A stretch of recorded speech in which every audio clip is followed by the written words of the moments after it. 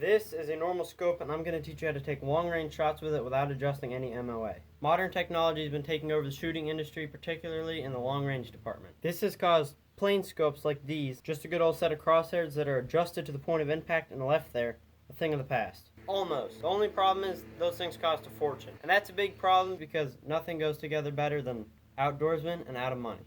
Obviously, a lot of people like us can't afford these fancy scopes, so I'm going to show you how to take long-range shots without adjusting any MOA. You can just leave your scope the same. I'm going to teach you a bit of Kentucky windage, the art of aiming above your target so when it comes down it hits your target. Pretty simple. Alright, my first shot is going to be this steel. It's about 170 yards away. I'm just using Federal 180 grain soft points, my hunting round, so to speak. I'm holding dead on for this one. I should be able to hold dead on to about 250, 200 yards, we'll see. I'm gonna take this shot and then we'll move the target back further till, I'd like to get 300 yards, but I don't know how far we're gonna get. All right, 170 yards. I just have a 3 to 9 power scope. I'm gonna take this shot. It's sighted 2 inches high at 100, so then it should be hitting 2 inches low at 200. So this should be pretty much dead on. Then we're gonna move out to 200 and 250, 300, and you know, like that. But anyways, gonna send this one down range.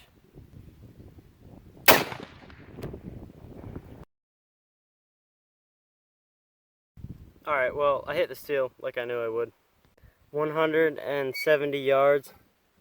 I was aiming about in here and impacted here. Obviously this is not AR 500 steel, so it just kind of puts a big hole in it, you know. Alright, next up, 200 yards.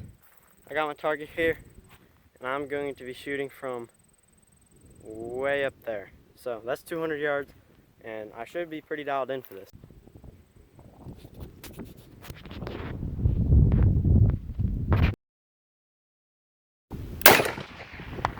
"170 yards I held about here, and it dropped and hit there, which is just about where I want it to be. 200 yards I held about here, and it hit here. So this right here is the wind, because there's a bit of a wind blowing. But this, I mean, that's good. That's perfect. And I can hold dead on this. If it was a deer, I can hold right on a deer where I normally would. At 200, I'd be perfect. So, all right, now I'm gonna have to start using some Kentucky windage. We're going out to 250, and my first shot, I believe I'm gonna hold high on the. I'm gonna hold on the top of the plate, and it should drop right in. The 300 yards is going to be a lot harder, but 250, first shot I'm going to take is high on the plate, and then I can try to see if I hit high or low from that. But 250, we're going to have to start aiming high. Alright, now I got the target at 250. This is where it gets interesting.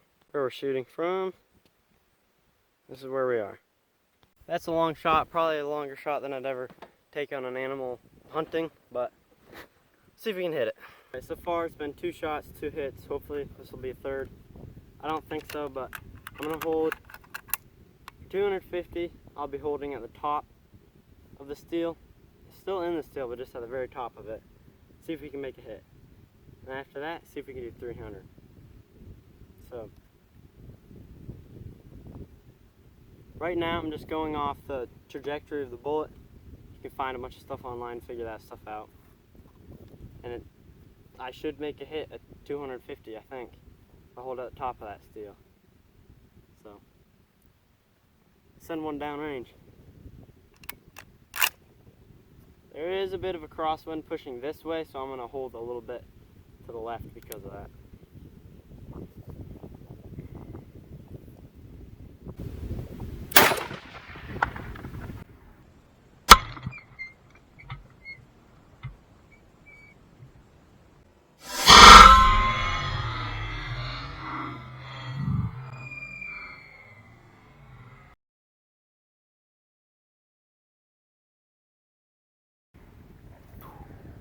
I hit it, I think.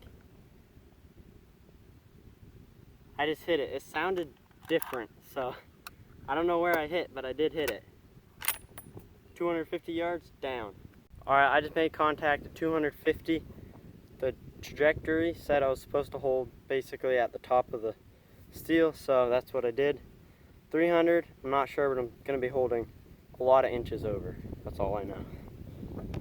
But technically, it was a hit. I don't know where I hit. I hope I didn't hit my camera in the process either. 250 yards, no problem at all. 100, I held right here. The wind pushed it over a couple inches and it dropped down about that much. 300 yards, can I make the shot at 300 yards? For most people, I don't think 300 yards is really that far for 30-06, but for me, trust me, it's a long shot. So I'm gonna try 300 yards. I have a 3-9 scope, so we'll see what happens. 300 yards, I'm probably gonna hold up here, the top corner of this, because the wind's gonna be pushing and the drop is gonna be dropping. So hopefully 300 yards, I'm gonna try holding here. 300 yards. Basically for long range shooting with a normal scope is really all you have to do is go online, look up like the trajectory and stuff of your bullet and gun to see exactly where your bullet starts to drop and how much it drops and everything. So if you have all that stuff, it's pretty easy. You basically just hold high as much as you can.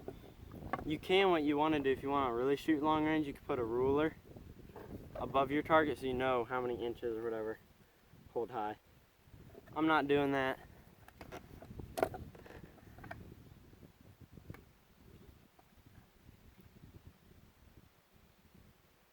.300 yards, I see my target down there. Rock solid on this rest. I'm gonna put one in, send it down there. Hopefully I hit. If not, I have to aim higher, I guess. Alright, I'm aiming at that top corner like I showed you. Get it steady on there and just squeeze the trigger.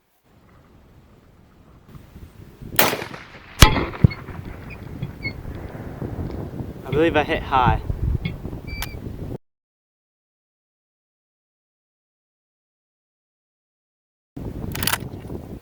Send another one down there, aim not quite as high, I guess.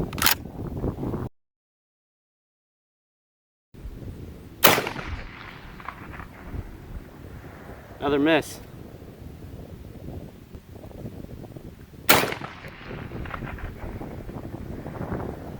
Well, on further review, I technically did not hit the target.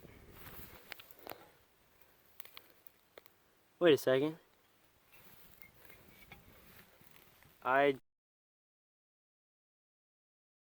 Well, I'm happy to report I did hit the 300-yard target.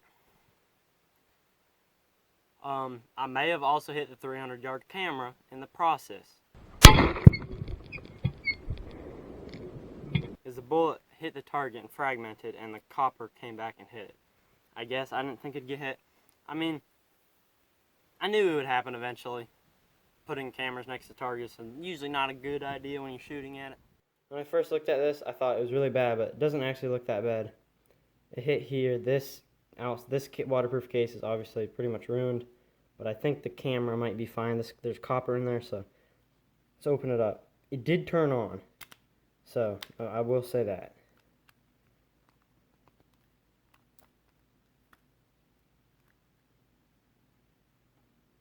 This isn't looking good. The copper is embedded in the camera.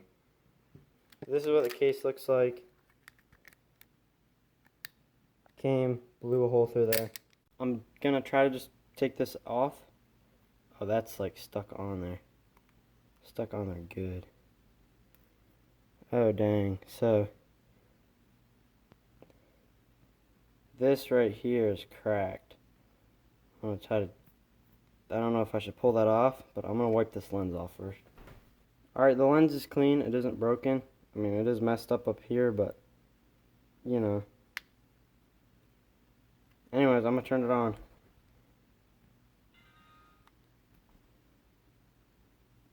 Beautiful.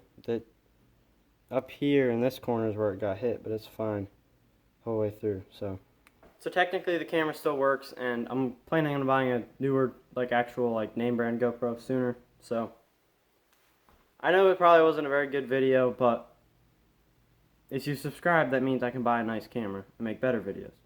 And they will be good videos. Eventually. It's really just a learning process, but I do what I can to try to make the best videos, and obviously right now they're pretty terrible, but they will get better, I know that.